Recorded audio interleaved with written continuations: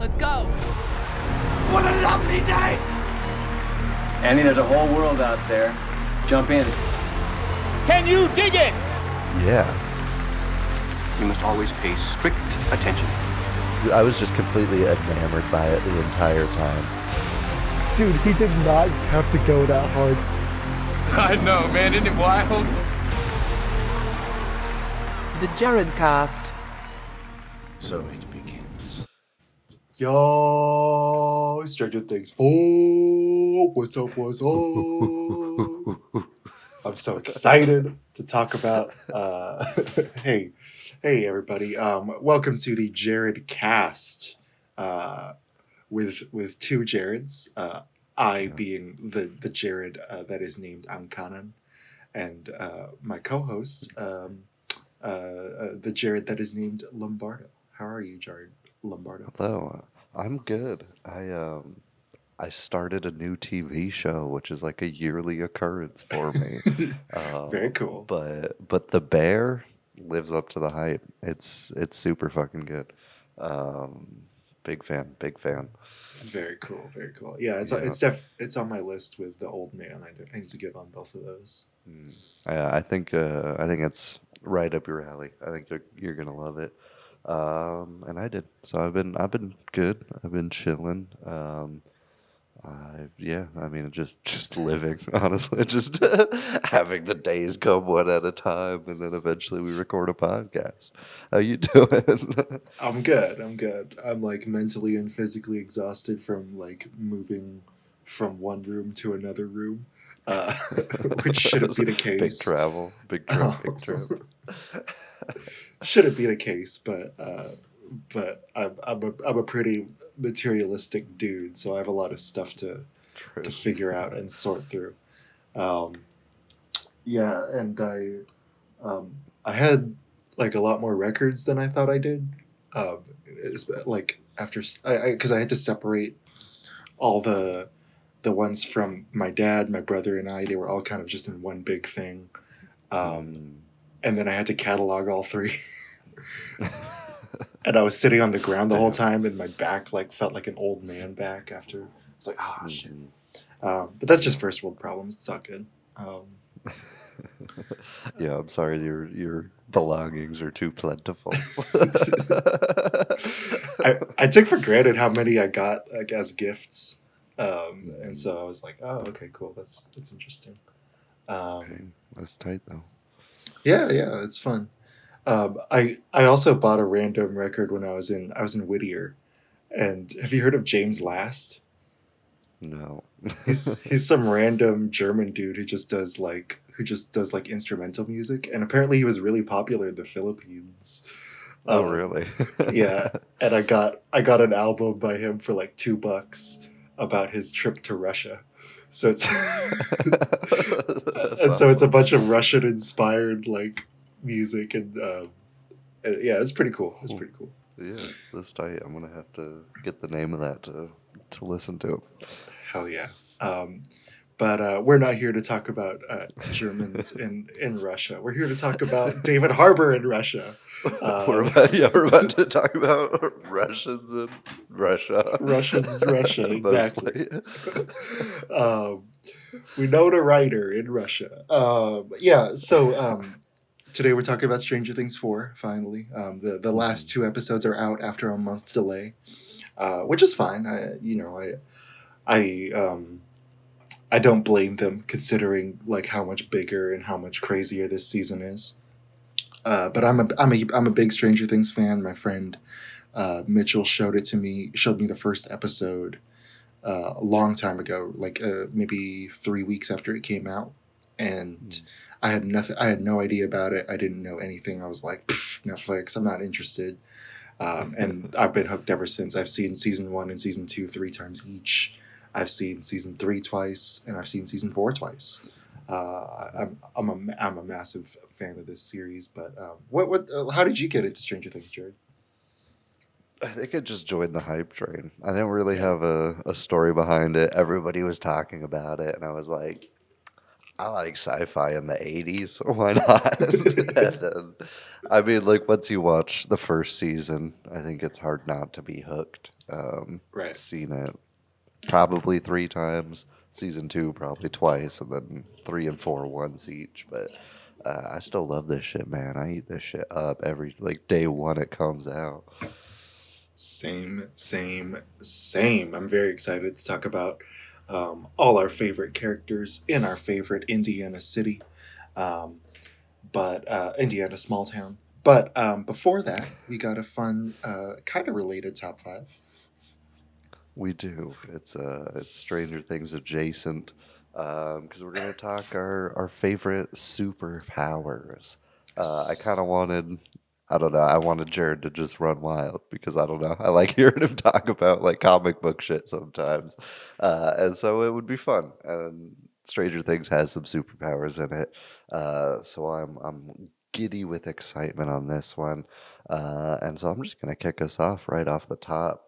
My number 5, kind of a boring answer, but I stand by it because it's one that I would want to have. And I feel like a problem with superheroes and superpowers is, the government would like immediately try to abuse you and like make you a weapon of war.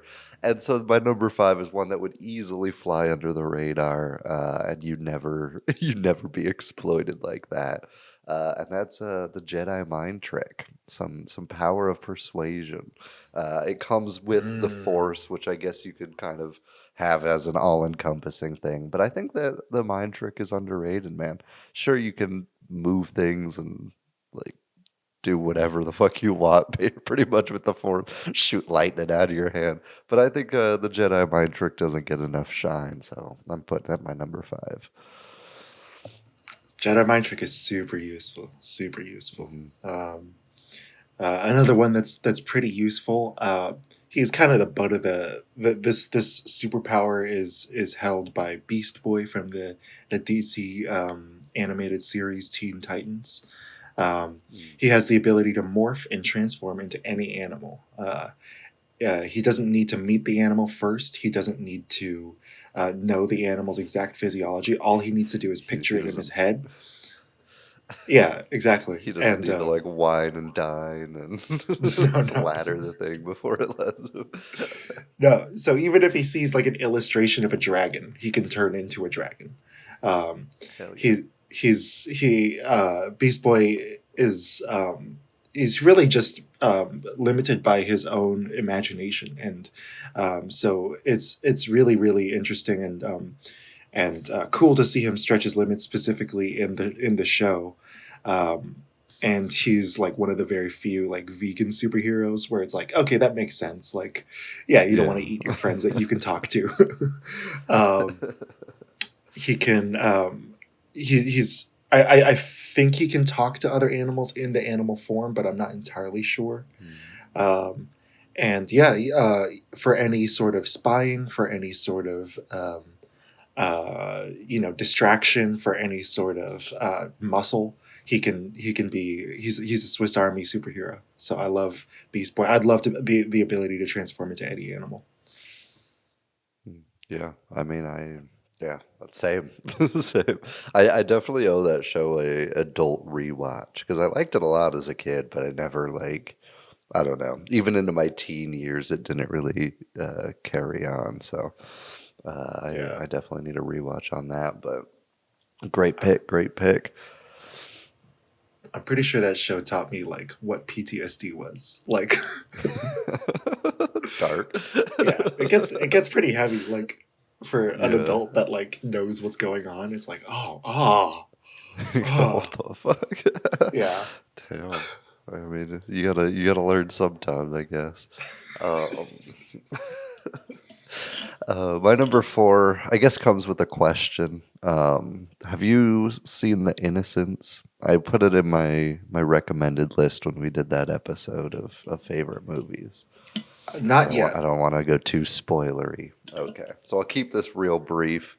But most of the superpowers that the kids have in it is pretty like useless and shitty. They're like pushing rocks for most of the movie and stuff.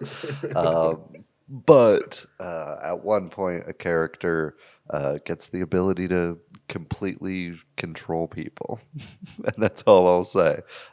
Because I don't know, it's pretty limitless possibilities. You always got an alibi. Who knows what shenanigans you can get into? So that's gonna be my number 4. Very cool. Very cool. So is it like he can tell them what to do, or is it like a puppet style? Like, It's more puppet style, like okay, like Nightmare on Elm Street, yeah, Dream Warriors. yeah, but yeah, a little more mobile than that. right. Yeah, that's a scary superpower. I'm happy that Yeah, that's in there. it's intense, man. Honestly, I should have just done all of Freddy Krueger's superpowers. That would have just included this shit. Yeah. Oh my God, that's awesome. Um, for my number 4, I went with this superhero isn't bulletproof. He isn't indestructible, but he kind of might as well be, because he has such a high tolerance for pain, and on top of that, he has godlike heightened senses and perception. I'm talking, of course, about Daredevil from Netflix's Daredevil. Mm, hell I yeah. love this series. I think it's one of Netflix's best, maybe maybe one of the best things that takes place in the MCU. Even though it's not really a Kevin Feige project, it's still it's amazing. It's really really brilliant, and the way they and I love the kind of Daredevil's inner conflict about the superpower, right? This idea that he can be, and he can see everything, even though he Mhm. can't, even though he's blind, he can see everything. But he's also like a very serious Catholic, and so he has this like conflict about his powers all the time. He has this conflict about his powers with the way he uses violence versus the way he was raised. Um, but yeah, I think the like it would it's just so useful. Like I picked a lot of superpowers that like I would really want to have, and Yeah. Jared did too. But like this would be so useful in like um, I guess like getting a job. You know? The real reason to use superpowers. We're just trying to get employed, man. We're just Yeah. trying to keep food on the table out here. Yeah, because the perception doesn't just heighten like his or the radar thing doesn't just heighten his senses and perception. It also heightens his acrobatic abilities and physical abilities. So I got to go with Yeah. Daredevil. Yeah, a great pick. That show's highly regarded and still underrated. It feels like like it's just Yeah, that good. Some of the fight sequences in that shit are some of the best to be put on screen. Honestly, yeah. yeah, fantastic pick. My number 3 comes from a show that I've seen one episode of. Um, I wanted to do all shows I did all shows and movies. For this we kind of expanded to all media. Um, but I wanted to do only things I've seen, and this one barely technically counts. And that's Claire Bennett in Heroes. Ooh, Her ability to just regenerate everything, be immortal, and her blood heals others. You're just kind of the perfect support role in any like group. Like this motherfucker in the Avengers, they're unstoppable because you're just splashing your blood everywhere and everybody's doing fine. So I think in any group setting, you're perfectly good, and not having to worry about like any injuries. I feel like I don't know, you'd live a little different, and you would just kind of be able to do what you want and experience life in a completely solely unique way. very cool, very cool. So I've never seen Heroes, but so many people talked about it in school that I basically know the plot of season 1. But for Claire,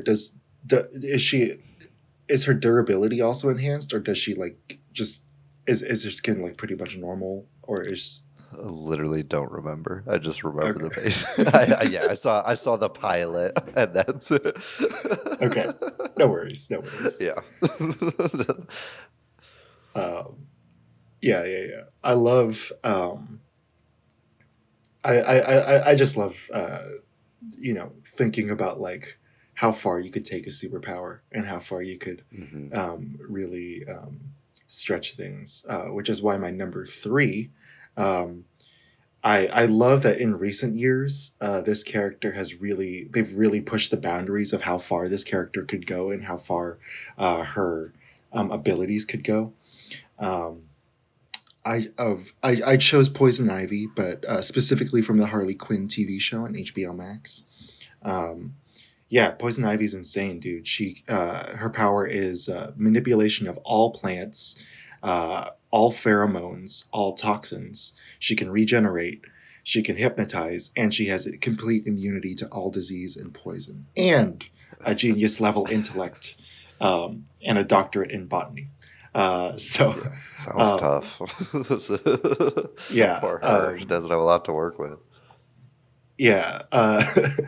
Um, my favorite rogues from the Batman side of things were for years it was the Joker and Mr. Freeze. Those were my favorites for the longest time. But lately Poison Ivy's gotten like way more powerful in the comics, and it's really it's just really cool and really interesting to see like how as writers get more and more progressive in their politics, I think they get more and more sympathetic towards Poison Ivy, where it's like, yeah, she's still a murderer, but maybe eco-terrorism isn't that bad. And maybe maybe we kind of need one of those. So lately, she has a solo series that's out right now, and she's like killing people with a fungus that she like makes them inhale, and then grows up. It's crazy. It's insane. Damn. Yeah. Damn. So Yeah, she sounds overpowered as fuck. yeah. Love Poison Ivy. Yeah, a great pick once again. My number two is my only real life superpower on the list. I guess depending on If you say persuasion, being a I mother, guess. I'm gonna throw up. Being a good friend. No, it's literally just having a lot of money and being smart as fuck. Yeah. That combination is a I can think of two right off the bat. Iron Man and Batman is pretty much what they got going for you, and that's all you need, man. I just love that. That's like capitalism is a superpower. If you get far enough, you're just good to go. And I think it's hilarious. So I wanted it as my number two. Hell yeah. I love that. I love like every time like especially like the early 2000s, like Batman would just like every time the writer was in a corner, they would just come up with a completely new bat themed invention. Yeah. And bat themed AI that would track a criminal somehow. Is great. Yeah. It just gets more and more ridiculous because people have too much money. Yeah, definitely. Although, a couple years ago, James Tynion IV wrote a Batman story where Joker literally stole all of Batman's wealth. And so Batman had to go completely analog versus a billionaire Joker. And it's the most insane thing ever. I love it. That sounds rad. Yeah, it's pretty great. My number two though is going out of the DC universe. I as much as I like DC comics, I think X-Men and any mutant related thing is like automatically my favorite. I love the mutants. I love what they represent symbolically, and I love what they and I love that like everybody's like, oh, the Justice League would totally beat the Avengers in like 5 seconds, and I'm like, yeah, that's fine, that's fair, that's totally true. But the X-Men would wreck the Justice League totally, specifically because of Magneto. Magneto started out as an X-Men villain, But lately, as people have gotten more and more progressive, people have gotten more and more sympathetic to Magneto and to his plight and to his desire to just never see another mutant suffer. That's his entire thing. He doesn't give a shit about human beings. Doesn't give a shit about Homo sapiens, Homo superior. He's out to protect the children and their grandchildren and everybody else. And so Magneto has the ability to generate and manipulate magnetic fields. Now, this can literally stretch out. He can stretch this power however he wants. The only limit to his power is the limits of his concentration. He can basically throw satellites from space onto you if you're bigger than him in battle. He can bend the iron inside of your bloodstream. He can crush your head if you're wearing a helmet. He can. He just did it like 2 weeks ago, it's pretty insane. He can even if you don't wear a helmet, he can just literally lift up his own helmet, put it on you, and crush your head like that, and you can't do anything about it. He's excellent as a character, as a literary figure, kind of being a superhero. Malcolm X, basically, and so it's always interesting to see where they take how far they can take Magneto's powers. Hell yeah, and he can pick up pennies off the street without struggling, which is tight. No, I feel like X-Men have always kind of had cooler superpowers. Like they always seem like less basic than like flying and shit like that. So I've always respected the series for that, even if I haven't seen many of the movies or read a single issue. I always give props to the creativity behind it. Speaking of creativity, I think there's one superhero that rises above Magneto. You get increased hearing and perception, much like our pal Daredevil. Increased instincts. You got that from Spider-Man. Your reflexes are off the charts. Your agility is unrivaled, and your speed is increased. And you could control sharks. It's Shark Boy.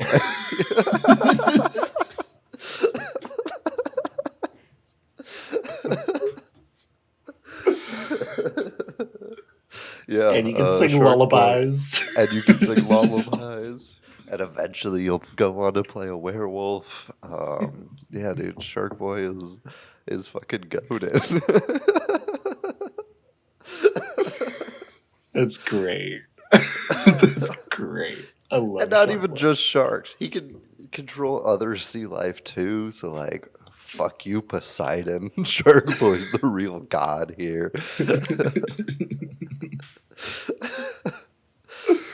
Excellent choice. I need to rewatch Shark you. Boy and Lava Girl. Maybe we'll do an episode on it. We're always down for the B movie episodes here. Definitely. My number one is a mutant that I have already talked about. They are classified as Omega level. So in mutant-related comics, Omega level mutant means that they have they have not yet discovered a limit to their powers. So like Iceman is technically an Omega level mutant, even though like people kind of write him off as just like controlling ice. Iceman can literally control. He has the ability to manipulate water molecules at an atomic level. So like he can freeze all the fluid inside your body. He can turn water moisture into the air into knives.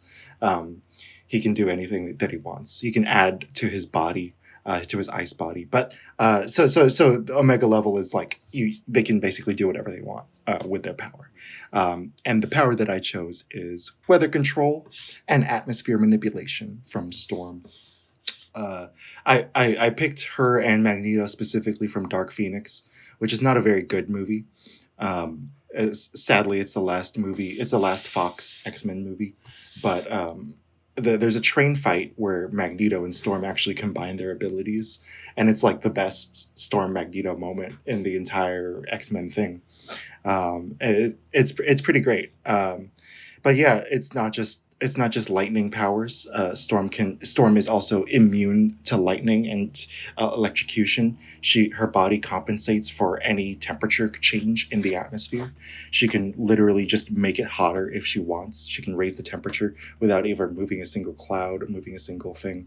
She can suck the oxygen out of any given space. She can create. She can rewire an entire atmosphere. She did so with Mars when she helped terraform the planet Mars. That's how insane she is. That's badass. Yeah. And on top of that, she's T'Challa's ex-wife, so she has Wakandan martial arts in her background. She's been best friends with Wolverine since the 70s, so she's been trained by Wolverine. So like even if she didn't use her powers, she could still kill you. But specifically the weather control and atmosphere manipulation causing like I would love snow just for a day and then like erase the snow the next day. Like that'd be awesome. Yeah. Why not? Yeah. I don't have to get up to water the plants. I could just say plants watered. Yeah, exactly. Weather control and atmosphere manipulation. Damn. Yeah. I mean, it's badass as fuck. I wish she didn't literally strike my house with lightning so I could have Wi-Fi this whole damn week, but Yep. I respect it nonetheless. Yeah, that's. I mean, it's badass. I had a feeling she'd show up on your list because you and I have talked about her before, and I'm glad she climbed to the top because it's badass. Definitely. What's your number one? Or did you? I already said it. I started, my dude. Shark. Oh. Easy number one. Whoops. But the number one in our hearts is 11. There's 11 from Stranger Things. Segue. Segue. Yeah. Stranger Things 4 came out May 27th in its first 7 episodes and July 1st, the last 2 episodes. And you know who hated all of them? This person in this installment of Jared reads poorly written reviews of movies they're watching. It's funny and it makes them laugh and stuff. And also it's fun to derail the podcast once Jared gets started talking. This one comes from Adazungu, who gave it a 1 out of 10, saying Back from the Dead. Season 1, slow. Season 2, so-so. Season 3, all should have died. Season 4, dead resurrected. Lazy writing, went for the clicks, not the engagement. Sold out, drawn out.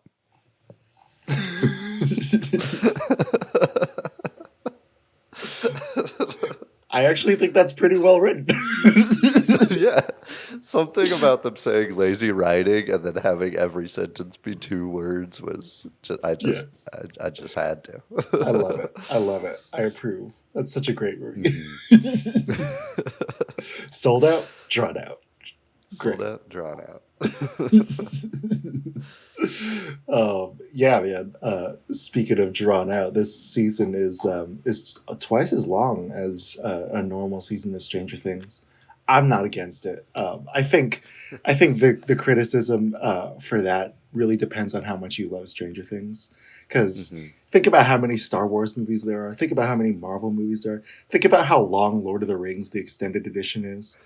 It really just depends on I think length and like people's perception of like how long something is entirely depends on like how much they care. Because people I love Return of the King. I think it's an amazing film. It does not need to be. It does not need to have 8 endings to it. No. And it's such an amazing movie. It's such a brilliant movie, but millions of people would disagree with me because of how the book ends, because of everything else. I think. So the length was not one of the things that bugged me about Stranger Things 4. There were a handful of things that bugged me, like just to nitpick. I think there's not a lot of room for growth for Erica. I think Murray using karate instead of the gun in his hand was a little weird. Yeah. I think the de-aged 11 was there was a little too much time. So by the time my brain got used to it, I was like, eh. And then Argyle was just not it for me. I was not a big fan of Argyle at all. But that's pretty much it. I got to give Stranger Things 4 a 9.7, so a little bit below Atlanta season 3. I other than those 4 things, I loved pretty much every minute of it. But yeah, what'd you think, Jared? I really liked it. I think the show, it got a lot of shit for season 3, which I really enjoyed season 3 as well. And so seeing that, I thought people would shit on this season more. And I thought I don't know, I was skeptical. It doesn't seem like a show that could keep up the consistency as much as they have. But honestly, like, it's hard to find things I didn't really like about it. Do you know the cause of the delay? Was it just like add suspense for the last 2 episodes, or It was a combination of pandemic and the production schedule was 2 years long. gotcha? Okay. Yeah. Yeah, I had a feeling, so I didn't want to pass judgment, but the rollout seemed like it could have been like a try to keep the hype alive type thing where they're like, ooh, but it's not over. You got to wait and tweet about us more. Yeah. So I'm glad it wasn't that. But I was disappointed that the 2 episodes were released later. But that's out of my control and pretty much out of there. So it's not something I'm like docking points for. I agree. I think Erica was a bit of a, I don't know. I was excited for her to play a big role, like they were kind of setting up at the beginning of the season, and then she kind of falls off immediately and doesn't get her due. So I was disappointed there. I was a little disappointed in some of the other crew's arcs, who we'll get to, like Finn Wolfhard didn't really have shit to do this season, and some of the other characters that we've loved in previous seasons didn't get a lot of shine. But they kind of step aside for other characters to shine. I love Eddie. I loved his entire arc a lot. I Yeah. think he pretty much single-handedly justifies the entire length, like the long runtime of each episode in the season in general. I think they took their time with his arc and fleshed it out super nicely. The soundtrack's killer as always on this one. People finally know who Kate Bush is now somehow. Yes. I don't know why it took the world this long to catch up. And overall, the budget increases were great. And they put it to good use, essentially, is what this season comes down to. I think they did a great job dreaming big and kind of paying it off. I think the ending's a little disappointing, but that's okay. We'll get into that later. I'm feeling 8.6 on this one. Very cool. Very cool. What bugged you the most about Finn Wolfhard's arc? Because, I guess Mike Wheeler's arc. Because we can go from that into, because there's 3 storylines. There's the California, there's the Siberia, and there's Hawkins. So what did you? So well, we could start with Mike and go into the California thing. Yeah, I think the California arc was one of the more disappointing ones. Once they got more into Elle, like trying to get her powers back, I was a little more interested in what the rest of the crew was doing as well. But for him, he's just kind of a sniveling bitch this whole season. Like, he kind of just like is whiny. He's not treating people good, and the payoff for it when he like kind of comes back and like starts to love 11 again doesn't feel as earned as it should have. I feel like I don't really buy into like his excuses for being distant and kind of abandoning 11, and it seemed a little out of character for me. I didn't hate it, but I was a little disappointed that he didn't have the same charm this season overall, and I think I kind of found myself using him as an antagonist rather than like rooting for him. Right. And it didn't help either that the Duffers were literally like force feeding it into you. You are the heart. You are the heart. Yeah. It's like, it's okay. Chill the fuck out, dude. We know. Like, yeah. we watched the other seasons. Gets that. Yeah. That's Oh. kind of his niche as in any movie, even in like It and stuff. He's just the heart. Yeah, exactly. And like I agree with you there. Like it's not it's especially because like, you know, we're so used to Mike being like kind of the believer, right? The one, you know, he's like if 11 is a, if you read 11 as a Christ figure, like he's Mary Magdalene. He's the only one that didn't run away at the crucifixion. He's the one that believed that she was still alive in season 2. He's the one that even when they broke up, he still did what he could to help her and her superpowers in season 3. You know, Mike Wheeler is that guy, and yeah, it is kind of weird. I feel like they didn't really.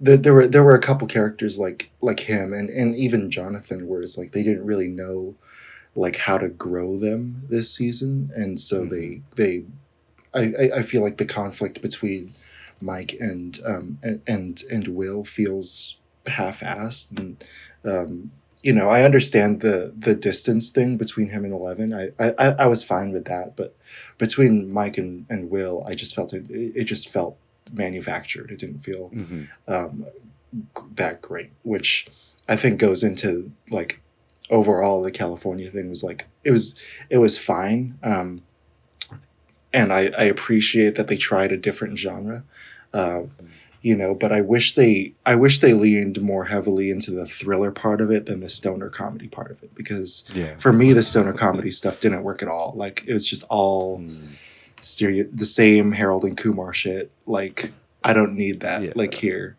and I didn't, you know, I have nothing personal against let's see what his name is, Eduardo Franco as Argyle, but it was very, I felt like the performance was very one note, and so, you know, even though they're going to all these places, they're finally seeing Susie's house, which is a great sequence. They're finally, you know, seeing 11 get her powers back. They're seeing all, they're trying to you know, solve all these different mysteries, but there's this monotony through the whole thing because they keep trying to cut back to that character and force feed him. I agree. I think there was potential there, and I think it was played well, but like I don't like, the performance was good, but like he didn't do anything else. Like it was just the most cliche you could have. The payoff of in the very last episode, when they go to the other franchise location and he meets like his doppelganger, was the only time I like really laughed and like was like, okay, this is a good use of this guy. And there were a couple throwaway lines that got a quick chuckle out of me, but overall I agree. I think it was kind of just a weird miss. yeah definitely. But I did like the when the action does start, because it's so out of nowhere, and they use a wonder. I was like, oh wow, they don't really do this very often. So I was very pleased with the quality of that gunfight in the house. Yeah. And then also in this story is also 11 and her journey without superpowers. What'd you think about that? I think it was good. I think it's because I was wondering how they go about that, because obviously like a lot of the show hinges on her having her powers, because that's the fate of Hawkins essentially. And so it was a good way to kind of use like the fucked up therapy that they've been using on her to like also kickstart the powers coming back. I think it was pretty good written. I think it was my favorite use of Papa in the series. He's always kind of been a character that I was like, I'm not like intimidated by you really, and like I know you're a psycho, but he just never really came into his own. But I think he did in this. I think the build up of 1 and 11's relationship into the like dilemma of Papa keeping 11 there versus letting her go to actually fight Vecna. I think overall it came together real well, and I'm glad that that character that I was kind of critical of before came into their own a little bit more. Yeah, and I think it's like um, the Duffers and the people who wrote those episodes were definitely. Let's see who wrote episode 8. Yeah, episode 8 was also written by the Duffers. I think they're they're a little bit more mature in the way they handle like abusive relationships. Yeah. I feel like they were trying too hard to sympathize with Billy in season 3, even though he constantly and they've rectified that now through Max's monologues in this season. But I feel like they tried really hard to make Billy's sacrifice at the end like worth all of it, and I don't think it was. No. But here with 11 and Papa, Dr. Brenner's storyline, beautifully played by Matthew Modine, I think. I think it's really, really good, and I think it helps 11's hero's journey. We see that a lot of these characters are on their own separate hero's journey. Eddie and Steve have their own. Hopper has his own, and then and 11 has her own.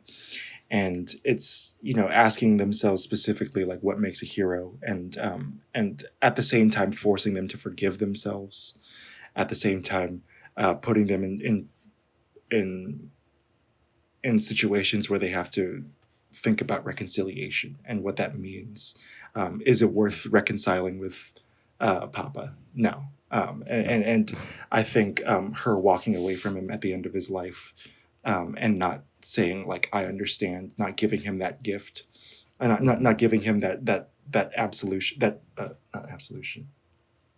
Yeah, not giving him that absolution for his actions. I think that was really, really good. I think that was a really nice moment, but she's still a hero. Like she's still nice enough to, not kick him while he's down. Yeah, she didn't like put the last bullet in his head, but I don't think she doesn't even reply when he says she's his family, right? She just like she walks says goodbye, out. Papa. Yeah. Yeah. Yeah, and so I think it was a really powerful journey to getting her powers back. I think also learning to forgive herself. She's had these nightmares about killing her brothers and sisters, and learning that like not only was it not her, but she saved them. She's never been the monster in the first place. People have just told her that she was, and I think that's a perfect place to end her journey, especially after we have like 2 whole episodes of the bullies calling her freak, of the bullies like really attacking her and really like almost over the top, like the way the bullies went after her.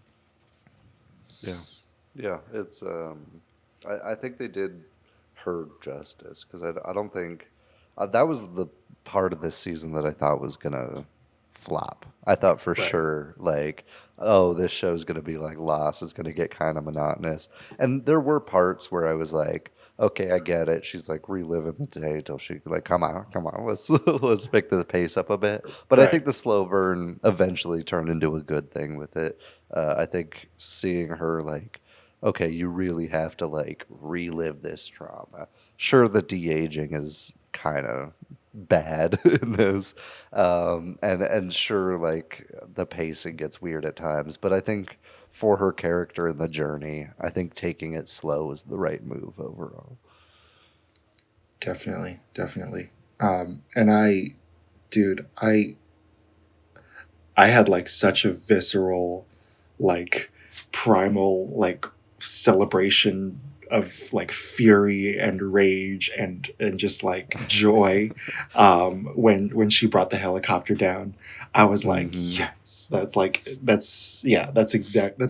cinema is all about. That moment right there. It was so good. Yeah.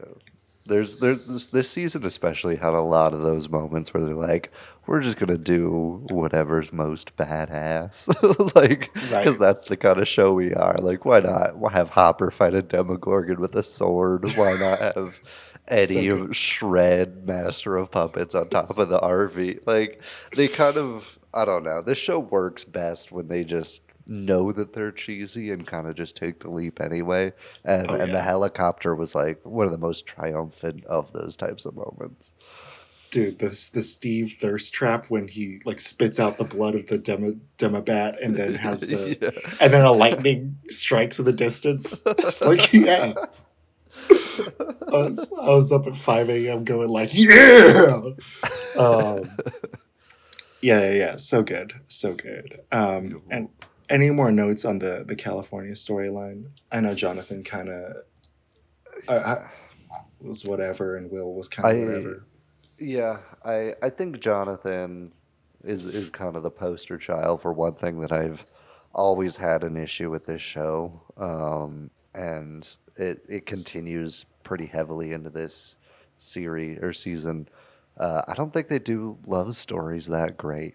I think my favorite has actually been Max and Lucas. That's his name, right? There's too many. TV shows got too many damn characters.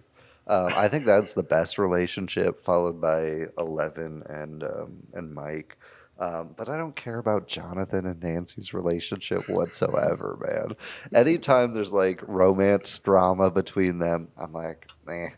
I think the show does friendships incredibly well, but the relationship drama, I don't really care for.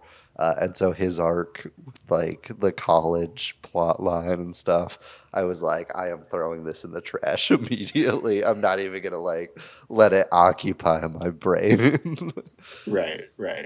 Yeah. It's definitely relatable. It's definitely understandable. It's definitely like something that feels realistic for those characters, and I think hopefully will pay off in the final season. Yeah. But I didn't need it here, especially with everything else going on with the California crew. Like, I would have rather. He does get one beautiful moment with Will where he lets him. Where I think Jonathan can sense that Will is gay and that he's trying to get him to like not to say it, but like to say like, hey, I'm here for you and I love you. Like, I think that's a really beautiful moment because they've been separated for most of the show, and so I would have like definitely appreciated more of them just being together and more of them, more of Will trying to get him get Jonathan's head out of his ass. I think that would have been a lot more satisfying. Yeah, I think focusing on them for more of the California plot would have helped it a lot, honestly. I think that was one of the most interesting dynamics amongst the crew. Get rid of Argyle and fill his scenes with more Will and John time, and I think you got something. Definitely. I'm hoping like to get more of the sibling dynamics, like just in general in the final season. Like, I would love to see Nancy and Mike teamed up. I would love to see Lucas and Erica team up, and Will and Jonathan. I think that would be very rewarding. Yeah. Okay. Any more notes about that section of the thing? Not really. Cool. Yeah. No. Do you want to do Siberia or Hawkins next? Let's do Siberia. I feel like it's the smaller of the two, and we can finish with a bang. I liked what was happening in Siberia. Again, I don't really like the romance between Hopper and Mrs. Wheeler, but I don't know. I've always kind of would have preferred it if they were just like friends. Honestly, I think the emotional weight still carries. But that said, I think breaking in and out of prison is always a badass concept when done well, and they did it well. Like it's prison escapes with superhero monsters. Like it's what am I gonna hate on? A lot of the goofy Russian characters were interesting this season. Um, oh, what's his name? The no, the other guy who teams up with them. Oh, oh, oh, oh, oh. Um, I can never remember his Enzo. name. Yeah, yeah. I thought he was great. And Yuri. I think they both surprised me this season. I think they were both pleasant surprises as well. Usually, I don't know. The show loves to do goofy Russians, and when I saw that it was gonna like heavy take place in Siberia, I thought they were gonna go way too far with it after Slurpy Boy in season 3. But I think they kept it to a nice balance of like real hardship and grit in the prison, and then like having goofy smugglers and goofy sidekicks. I think it balanced out real well. A lot of the action sequences are fantastic. The sword fight, the second I saw it on the floor, I was like, they're gonna do it, and I'm okay with it. And then they did it, and I was very okay with it because it was badass as fuck. You get a lot of great fight sequences. The original fight with the Demigorgon's badass. And overall, I really enjoyed this. I think it filled the time a lot more nicely than the California plots, and I think it came together in a nice and satisfying way. I agree, man. Like, just even going back and looking at Jim Hopper's transformation from episode 1, where he's literally like he's the chief of police and he's late to work, hungover. Yeah. And like just seeing him go from that to a superhero is so rewarding. It's so satisfying. And again, there's that theme of reconciliation between him and Joyce, but also for self forgiveness, absolving yourself of blame. The whole thesis of Vecna, right? This is your fault. You deserve this. This is humanity's fault. Humanity deserves this. Versus Hopper and Eleven and Eddie, who it's self acceptance and love versus blame and hatred. And I think it's super powerful, especially and it's another thing that I loved about season 3, when he teams up with, when he finally cuts some slack for Smirnoff and gives that character like a nice and they give that character a nice ending where it's like, yes, this was the 80s. 80s movies were very anti-Russian. They were very anti-Soviet, very anti-commie. But here they draw a lot of parallels between Hopper and his fellow prisoners. They say like, oh, these are hardworking family men. These are fathers. These are people who just want to make make a better world for their children and try to do their best. And I think so they do all those things through the character of Hopper and through Hopper's transformation. And I think it's really fun and cool. And yeah, I agree. Like, prison breaks are always badass. His first escape attempt was just so amazing, with the dynamite. And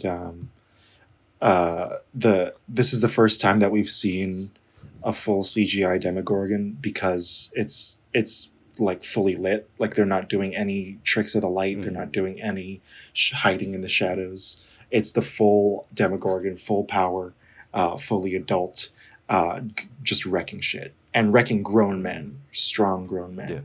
Yeah. And it's really like a powerful like scare, I think. Yeah. I'm glad the Demogorgon came back in such a strong way this season, because I think it's one of the strongest monsters.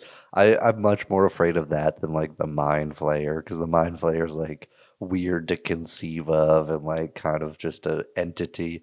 And so seeing the Demogorgon like come back in such a strong antagonistic way super rad. Definitely. And I agree that the romance is not the strongest, but I do like that they gave Joyce a moment to kind of change things, because there's always been, for a year now, there's been, or a year and a half, I don't remember how much time has passed, but for a long time she's regretted sacrificing Hopper, and she's regretted this being behind the console and being the one to push the button and being the one to say, like, okay, and being the one on the sidelines. And instead here she doesn't do that. She fully takes the cattle prod and saves Hopper's life. She's able to rectify that part of she's able to forgive that regret and let go of it by through her own small act of heroism. And Murray's just Murray. I like Murray a lot. Yeah. Just a good time. Yeah, I like that he's like even more useful this season. The karate thing was a little weird, but I liked it. It's just he had a gun in his hand. Why didn't he use the gun? Yeah, it only that's the difference between like him and Argyle. Like they're both real goofy and like kind of over the top caricatures of what the character like could and maybe should be at times. But one of them works and the other doesn't. You just like they've earned the right to have him do karate when he has a gun in his hand, because we know that he's like some goofy, clumsy kind of shit person, and it just works better. Yeah, and I think it's a common '80s thing too, where it's like, oh, the paranoid one is right, Mm-hmm. Yeah. Cool. Any more notes about the Russian story? Not really. He looks good though. I'll give Papa Hoppa some credit. He's looking good when he gets kind of beefed up in prison. Props to him. Yeah, man, he looks bitchin'. Definitely. I'm excited to see. Like, I wonder who he's going to be paired with next season. I'm hoping 11. I hope they go like full family dynamics with him. I want like you said with the siblings. I hope it's like the families kind of team up more than lovers. But that's just me. Right. We get a taste of it at the end of season 2 when she seals the gate and he's kind of doing the aliens thing of protecting her while she does that. That was badass, but they've been completely separated for most of the show. Yeah. All right. The Hawkins team is a big one. It's the biggest story out of all of them. We have not just Eddie, who we've both praised, but Dustin, Lucas, Mad Max Mayfield, Steve, Robin, Erica, who else? Nancy, and they're also dealing with what's his name? Jason Carver, the weird jock, the crazy jock, and they're the ones who have maybe the most. They're the ones who have the most direct confrontation with the main villain this season, and so it is the main story. What did you think overall about the Hawkins storyline and the people involved? I think overall, as like an A plot, it works super well. I think especially starting it off as like not a whodunit, but for some people in the town, it's a whodunit, and like trying to figure that out was a super way to like kind of build tension and fill the first couple episodes. A lot of love for Eddie, obviously. I'm sure we'll go into more on that soon. I thought the jock stuff was a little so-so. I think it's a good way to bring more of the town in, to the events, because the show has had a weird thing where it doesn't really affect many people outside of the core cast, which they really break at the end of this season with like the disaster relief, and like you see like the scale of what happened. But I think it's been something that they struggled with, and for the jock stuff, I think it's still something they kind of struggled with this season. The only interesting part is how it causes a dilemma for Lucas, and where his allegiances lie.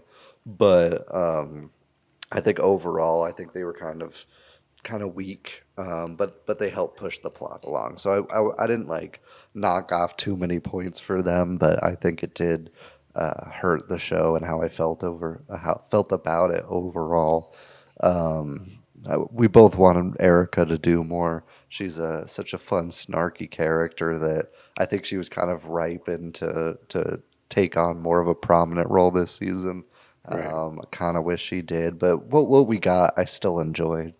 Um, as far as Nancy, Steve, and Robin go, I like it. The dynamic between Steve and Robin, especially, I think is super rad. I love anytime they're on screen together. The chemistry stayed as strong this season, and I was just a big fan of that. Nancy, I think um, she could have done a bit more. I think she was a little toward the end of the season when things actually started taking motion and she's going into the upside down and kind of doing that. It's she picks up a lot for me, but again, I think it's just more the fault of the plot with her and Jonathan. I think falling flat. Like she's still half that relationship, and that plot takes up a little too much time for me. So I think getting her started a bit earlier would have been nice for me. But overall, I think the Hawkins plot carried the weight of the show, and it did so with gusto. Oh man, that's great. Yeah, I agree. I think it is the strongest aspect of season four.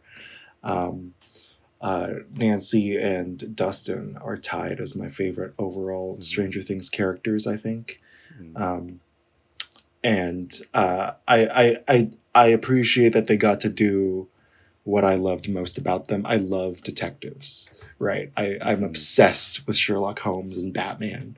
So of course I love detectives, right? I love Dustin and Nancy, the only ones who know what's going on, or the only ones who think to ask the questions that need to be asked. That's always been my favorite part of Stranger Things, is seeing seeing two separate mysteries come together, and they come together much earlier in this season, which I appreciated, because it's like, okay, we know who to turn to now after we've been through three different monsters together, Yeah. three different monster attacks together. And so yeah, and then my two second favorite characters tied are Hopper and Steve. I love Steve Harrington in this season. I think, yeah, it is kind of nice to see him unhappy, to see someone who's normally like unfazed, who's normally running headfirst into danger, to see him kind of discouraged about his life and about and to see him as kind of a loser this season. I mean, he always is kind of a loser at first, and then they build him up. Like he never wins a fight until season 3, and I think that's kind of I think that they play to that strength in the character's writing here very, very well. I think Joe Keery has never been stronger. Um, yes, I agree that Nancy needed more to do this season, but I have a feeling that as the confrontation with Vecna gets more and more heightened, we'll get to see more and more. Hopefully. And then Dustin gets a new big brother in Eddie, and I think seeing him paired with someone who's who isn't just like someone to look up to like Steve, like Dustin actually relates to Eddie, and they have the same interests, and they really feel like they're part of the same family. I think that relationship is it was such a necessary pick me up after all the constant bummers in the Hawkins storyline. Yeah. Yeah. And it's also nice. I don't know. Dustin always works best, like as a partner with somebody.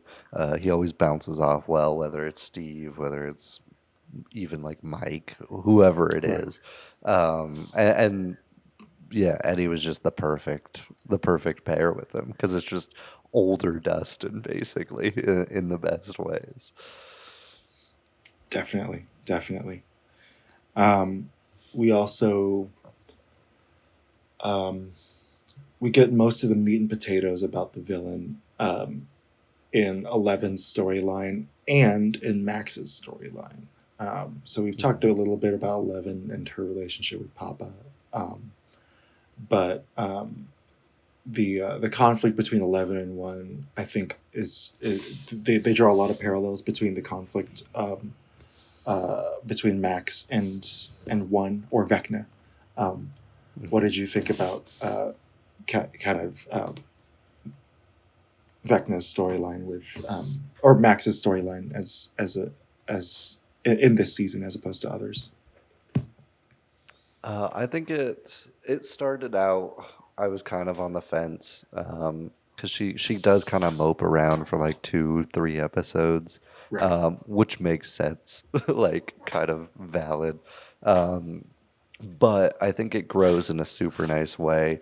I think even like the effect Vecna's the Vecna events have on her relationship with Elle or with Lucas is fantastic, and seeing her like navigate the teen stuff while also having a demon over her shoulder that'll attack the second she stops listening to Kate Bush. I think it works, and I think it brought a nice balance to the character that I kind of in previous seasons didn't really have my finger on. I think I didn't really find out like where she kind of fit into the crew or the show as a whole. But seeing her be such a catalyst for the events in the season, I think it was a perfect pivot point for the events. Like she ties in super hardcore to the usual gang of guys through Lucas. She ties in heavily with 11, obviously. And so she's kind of like the perfect middle point for everything to unfold. And so I really appreciated that, and it gave me a new liking to a character that I was so on. And it made me want to rewatch season 3. Definitely. Yeah, like for me, she was I was kind of interpreted the character as like a very one note badass, you know, like Yeah. she's just like, badass woman number 35. And that's fine. Like that's cool. I think Sadie Sink has always been good. I think she's never she hasn't given a bad performance in season 2 or season 3. But I think I was pretty disappointed by her and Eleven's friendship and the kind of the way that it turned out in season 3. Like it was like it started out really great, and then it kind of just went to the wayside once Billy became part of the equation. And then I was also bothered by the way they treated her and Billy's relationship. I talked about it a little bit at the beginning, where Billy, he's a kid, he's a teenager, but he still abused her and was pretty, and it was a pretty one-sided thing. Even though they did have conflicts with each other and they did butt heads, it was kind of weird that she was crying so hard over someone who was so bad to her, and so I think a lot of the writing this season and a lot of her monologues and a lot of her growth and kind of what we discover about her as she's forced to open up, I think a lot of those things rectified that for me and made me appreciate the character's arc even more. I had a feeling that it would pay off, that they would answer my question about that relationship in season 4. I didn't expect to wait 3 years for it. But, like I was happy with it this season. I think this is a very, very good improvement over Max. I care so much more about Max than I did in previous seasons. I genuinely had no idea whether or not she would die. I was so sure that 11 would save her, and then like, maybe not. Maybe, I don't know. Oh no, her leg's already broken. Her arm's already broken. And so yeah, I think that was great. I think kind of adding more to her and Lucas's relationship, I think was really, really rewarding, because Lucas is part of the original crew, but he's another person that kind of gets sidelined a lot and then brought back into the thing. Here, he's at the forefront, right? His ex, but still his friend, is someone that he really cares about, and she's in mortal danger. He just won a championship, and yet he feels so helpless. He feels so powerless the entire season. And so it felt more interesting to me than their journeys in season 2 and season 3 for sure. I also think that there's this. I think that Max's first escape, there's a reason why nobody will shut up about it. There's a reason why that song "Running Up That Hill" is so popular now, and why it's like #1 on everybody's Spotify playlists of the year. It's gonna be on everyone's thing this year. Spotify Wrapped. And it's a great song. Like I love that song when I was in middle school, and I'm happy to revisit that album. And I'm happy that Stranger Things brought me back to it. But I think for that moment, it was such a powerful like thing of that whole thesis of like hatred, blame, and fear versus love, acceptance, and perseverance. And like, despite having watched all the cinema that I've watched, I still cried at a flashback, dude. Like I cried at a flashback. like there are so many like film students and film critics and people who make video essays where it's like flashbacks are cheating. But like when it's earned like that, when you get to see like the difference in her, because like her makeup this season makes her look gaunt.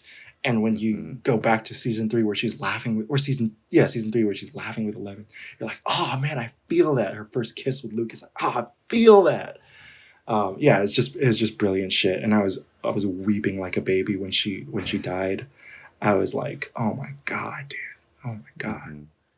Yeah, she was one of the show kind of has a plot armor problem that I think they need to address. And I think Max was one of the exceptions to it. Like you felt danger because that like, I don't know, she's not disposable in the way that, she doesn't matter to the show and people won't miss her, but she's disposable in the way that like her death would be such an insane motivator for other characters, and like it would hit the audience in a hard way too. And so there were like stakes with her being the main victim. If Will or Mike was in, or maybe not Will might have actually not had plot armor, but if like Mike was in the position she would, I'd be like, no, there's zero chance that this person's gonna die. There's no shot. And so I think she was the perfect focal point for Vecna's attacks or fourth attack, and it made season 3 better. It retroactively like justified a lot of like even season 2 and season 3, and so I think it was a huge win for them. Yeah, they draw a lot of parallels between her story and Nightmare on Elm Street franchise. I know you're a big Nightmare fan. How did you feel about that? I don't know about big Nightmare fan. I just like I think of the slashers, it's still like third and the fourth of the franchise list. But fair enough. But some of the imagery was super rad to see. Vecna felt like a gritty Freddy, like in a way, like a actual dark and threatening, not kind of a goofy caricature version, which was nice because I think it works with the whole aesthetic of the Upside Down and a lot of the production design choices. And I think they nailed it, especially on the production design. This season. I think seeing like the torn down house, the clock was great imagery. The people strapped to trees, and I think a lot of that did harken back to Nightmare on Elm Street, and did it justice. I think to keeping it dark and gritty in the Upside Down, and not letting the goofiness of like Hawkins events or California events bleed into that because it feels like pure thriller whenever they're in the Upside Down, especially in Vecna's lair. Um, and I think that was a good choice. Definitely, definitely. There is a lot of parallels between him and Freddy. His father is played by Robert Englund. Um, we also discover that he's number one inside of a boiler room. Um, uh, so Even the house looks real similar to the Nightmare house. yeah, with the stained glass on the front door. Yeah. Mhm. Yeah, very, very. I felt like this was like what I wanted out of Dream Warriors when we watched it, and so Are you I was saying Dream Warriors wasn't what you wanted? Because that's a perfect movie. I love Dream Warriors, but no. Um, we've talked we've kind of danced around him, but the Eddie Munson of it all. Any more notes that you have about Eddie as a character and kind of what you appreciated about him? Yeah. Yeah. Yeah. I mean, immediately, maybe the most like quickly lovable character Stranger Things has brought to the forefront. Yes. Seeing just the way he like has the big brother role for everybody in the Hellfire Club and all the characters that we've kind of known and grown attached to was great. Seeing him kind of like give them the okay to be nerds and like they're like he's like yeah like lean into it was super rad, and just the most lovable guy they could have had in that role, and uh, having that be immediately turned on its head by like satanic panic themes um, and that was an incredible use of that character as well. Um, Overall, it was just I don't know. I rooted for him so hard. Like I was rooting for him harder than I was rooting for like 11 in some of the seasons in this show. And so seeing the full complete arc, the from like literally introduction to death. Every moment was fantastic. The payoff with his father through Dustin was incredible and super heart wrenching. Um, and seeing him like his decision to not run away, I think was I don't know. I kind of rolled my eyes when he cut the sheet. I was like, it's okay to run away this time, and it didn't really affect much of the plot that he did that. But I think for the character, it was what he needed, whether he lived or died, and so it still felt earned, even if it was one of the like over the top Stranger things where I'm like, all right, dude, like, yeah, of course you would do that. But it still felt earned because I wanted that character to finish his arc and achieve his goals, basically. Yeah, he does come like full circle, writing wise. He says Mhm. at the end of his life, um, this is going to be my year, and he says that at the beginning, and I crumbled, dude. I was in the fetal position, like rocking back and forth, like choking on my own tears. Uh, it was such a great moment, and getting Maserado absolutely selling it. You know, uh, losing his big brother. That's um, I always take for granted because Dustin is so mentally strong. I always take for granted like when he takes an L, and it always hurts. So it hurts that much more when he does. And we see time and time again that like, countering Vecna's curse with your own by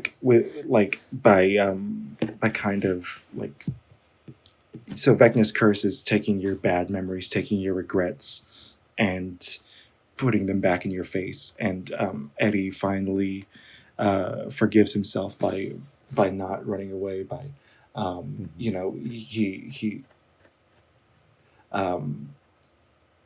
he hasn't stopped thinking about Chrissy the entire time that he did that, even before he starts playing Master of Puppets, which, by the way, amazing. Amazing. Fantastic fucking scene. Anybody who criticizes that aspect of the show should automatically get their critic card revoked. How could you hate that? It's amazing. And the song choice, Master of Puppets, very on the nose, but so good. He says, "Chrissy, this is for you," right before he plays, and it kind of parallels like Max countering Vecna with her happiest moments, like taking those memories and using them as armor, using them as a shield. Such a great character, such a great death. I felt just as sad as when Bob died, for sure, if not more. Okay. I think the only disappointing thing with his arc is that he won't be in the next season. That's the only thing I have to complain about. Flashback. No, I agree. The final battle with Vecna before we go. What are your thoughts on the ending of Stranger Things 4? Yeah, I really liked it, although I hate how samey the way Stranger Things structures their fights. It's always like 2 or 3 happening at once, and they just like intercut at like the most obvious, like kind of predictable times. And so I was disappointed that they kind of did that again. Like, just once have a full fight play out, like start to finish, without cutting to a different battle or something. However, there were so many great moments sprinkled into it that I was okay with it this time as well. Because I'm always okay with it, but I'm always bummed that they do it, which is the most annoying part. You get the sword fight, you get the Master of Puppets scene. Even them throwing Molotov cocktails at Vecna's body was fantastic. The Halloween reference, when his body fell out of the window, was there and then disappeared, was great. And overall, it was satisfying. But I wish, I don't know. It was good to see them lose because it took away a bit of that plot armor, but I wish that like something else. I just needed something else to make it feel like a finale. Because I think I still didn't leave super satisfied. I was satisfied that they had the balls to kill Eddie and the balls to maim Max or potentially kill. I don't know what's going on with that because I don't know. If he needed to have a 4th victim to open the 4th gate to cause the chaos he did cause, shouldn't Max be dead? What is that? She did die. Yeah, okay. It's just, and then was just like revived. I don't know. She was revived by 11, yeah. I think it was still a bit, I don't know. The whole thing, I loved how it played out, and I loved the action sequences that came of it, but I wasn't entirely satisfied with like the result of it, I guess is the best way to gather my thoughts on it. Yeah. I agree. I think I agree specifically with the fight between Eleven and Vecna. I feel like they could have gotten just more visually creative with the way they fight. Yeah. But There are. Sorry, I'm gonna interrupt for a second.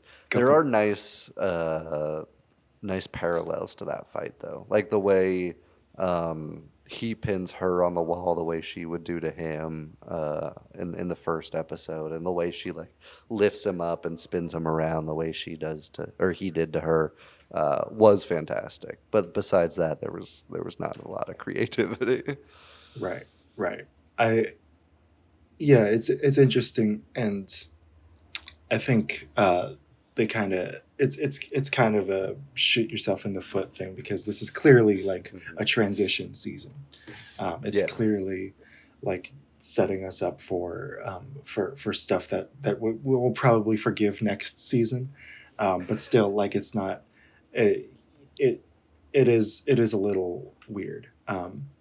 That being said, though, it did feel very like Lord of the Rings to have everybody attacking from all different angles, and like it all working together just almost completely by coincidence. They're literally, acting just in faith, like in the same way that the Fellowship acted in faith that Frodo was still out there, and that Frodo was still had the ring and could carry it to Mordor. Mordor. They act in faith that 11 could defeat Vecna, and that the whole time Joyce and Hopper are completely out of contact from either the Hawkins or the California storyline. So they're saying maybe this will give the kids the upper hand, and they still go all out. They still put their lives on the line. I like that aspect of it.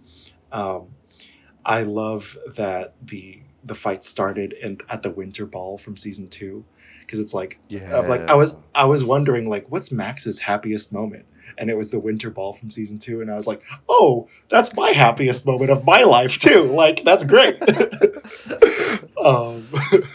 Yeah, I love that, by the way. Like the end of season 2, where you got like Nancy dancing with Dustin, those were my two favorite characters, and her telling him that he was her favorite, and then Max and Lucas's first kiss, and then the every breath you take, all the mind flayers outside. I was like, oh shit, this is great.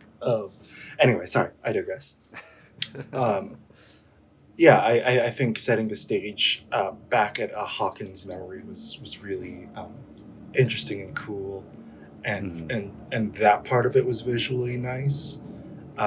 But for the most part, I think because I was just riding the high of 11 bringing down the helicopter and the Master of Puppets thing, like, I was still like not really. I think it just didn't. It evened itself out for me. It didn't. It didn't disappoint. I do like that Robin got a hit in with Vecna. She's been on the sidelines physically for every fight, and Steve got a Molotov, she got a Molotov, Nancy got a shotgun. That was very satisfying.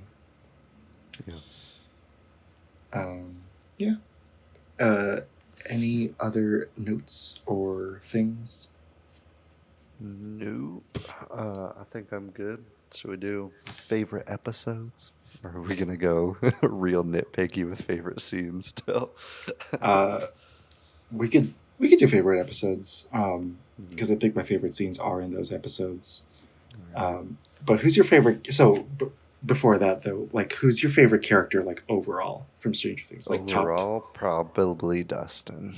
I think he's the perfect blend of like the goofy, serious, but like actually will like get shit done when push comes to shove, but not perfectly. I don't know. He's just like kind of the perfect. What I love about Stranger Things fits into that character. Yeah. Have you seen him on YouTube playing D&D with Jack Black? No, but that sounds awesome. I'll send you the link. It's pretty amazing. Please do. Because it's like a haunted house campaign, and Jack Black carries, dude. There are so many celebrities in that game, and Jack Black carries. Anyway, Dustin's my favorite for sure. Favorite episodes, I got 1, 7, 8, 9. Fair enough. With episode 1, you got the really satisfying intercutting between the, Lucas taking the game winner buzzer beater shot,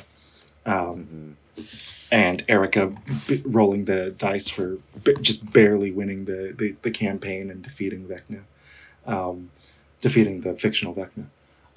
And then you got Chrissy's death, which hit me so hard, dude. Like, I knew she was gonna die because her name is Chrissy, and the first victim in Jaws is Chrissy. But the way she dies is so hard to watch. Like, I was like, oh, and it's such a powerful like image, seeing someone's jaw break and their eyes go like that. And so even though the pace was a little bit slower in that episode, I just felt the hardcoreness of it, and it just got me so hyped on the rest of the season. Episode 7, I love the discovery of one being Vecna, or of the Jamie Bauer Campbell Bauer being one, and then one being Vecna. I thought that 1-2 punch was just so good, because I knew that that one was gonna be Vecna. I didn't realize that that guy was gonna be one, and that he was gonna be Victor Creel's son. I was like, oh, okay. Yeah. That's pretty awesome. And they got the amazing Steve smashing a bat whilst shirtless, Nancy doing a giant anime sword swing with an oar. Amazing. Forgot about that. Eddie impaling a bat, Robin getting hits in again.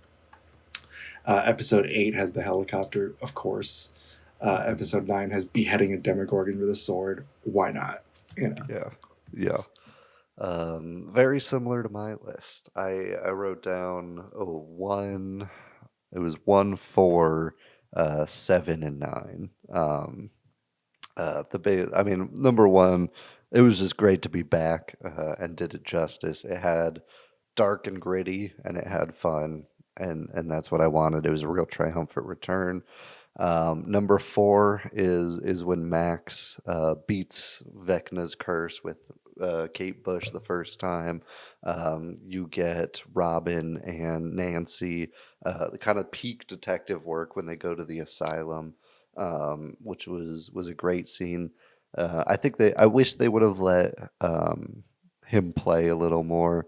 Kind of have a Anthony Hopkins moment where it's just a long drawn out monologue, which it did come to at a time, but I think they could have hit that a little harder. Only complaint with the episode though. Besides that, I think it was a damn near perfect episode. 7 was fantastic. I thought it was the series finale. I didn't even know there were 2 more episodes. Watching that, and I was still like, I wasn't satisfied with it ending like that, because I wanted more of a combat. But I was still satisfied with it. I still think it was a good fake out ending for me, and I think that says a lot about the episode. The reveals you mentioned were great. I put together that he was one, and then in turn probably Vecna. I don't know, something about his heir. But the son being the son of Victor Creel, I did not see coming, and they still tied it together super well. That it still was like a whoa moment, even if I had my suspicions. And then 9 is just so badass, you can't deny it. Like, for everything about it, and 8 is pretty high up there as well, but everything that happens in 9, like, I was fist pumping. It was real tight. Dude, Robin, Nancy, and Steve's outfits were so fucking cool. I was so my heart. Even Joyce and Hopper's like matching puffy jackets was fucking great. Right? And it's the colors of the Russian flags too. Yeah. So good. So good. Yeah, man. I like the fact that most of our complaints were in episode 1 and episode 9, and those are still our favorite episodes. Like, that says a lot about I think Stranger Things as a whole. And yeah, I think a lot of people would agree with you about chapter 4, Dear Billy.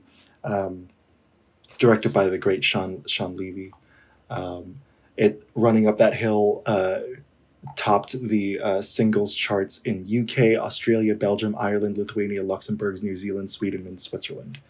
That's insane. Which is insane. Yeah. It has its own Wikipedia page just as an episode, even though it's a midpoint.